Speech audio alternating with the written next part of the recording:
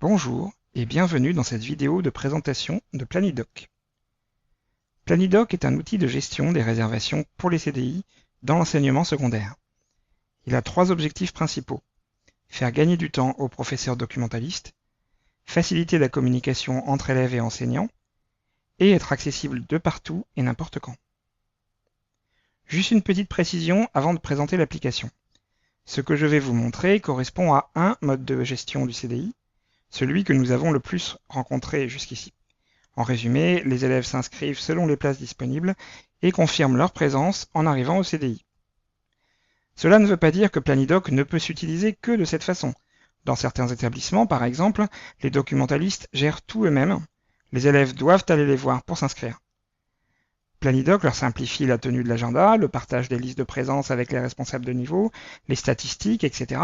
Mais la réservation reste uniquement entre leurs mains. Ça, c'est un choix spécifique à chaque établissement, et Planidoc s'adapte à la plupart des situations. Bien, après cette nécessaire parenthèse, passons à la démonstration. Je commence en tant qu'élève, je veux m'inscrire jeudi prochain à 14 h pour faire une recherche documentaire. Je vais sur la page d'accueil de Planidoc, je tape quelques lettres de mon nom, hop, me voici, le mot de passe, et je me connecte. En tant qu'élève, j'ai accès à des informations assez sommaires. La liste de mes réservations, passées et futures, les groupes dont je fais partie, et le formulaire de réservation. Je complète celui-ci et je vois aussitôt si je peux m'inscrire ou non. Pour notre exemple, j'ai préalablement, en tant que documentaliste, ouvert ce créneau à la réservation et autorisé telle ou telle activité. Donc il me reste 29 places, tout va bien, je peux m'inscrire. Voilà, c'est fait. Avant d'aller constater l'effet de cette réservation pour le documentaliste, jetons un bref coup d'œil au panneau de préférence de l'élève, qui lui sert notamment à modifier son mot de passe, et l'adresse de courrier électronique associée à son compte. Et puis, il y a aussi une messagerie interne à Planidoc qui permet de communiquer par écrit entre élèves et enseignants. Passons à l'écran des documentalistes, j'imagine que c'est ce qui vous intéresse le plus. Pour me déconnecter, j'ai le choix, soit j'utilise ce bouton, soit je rafraîchis la page.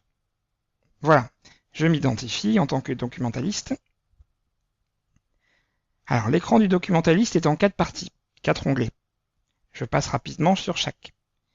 Dans Consultation, vous avez un aperçu de l'agenda, des activités récentes, des alertes, etc.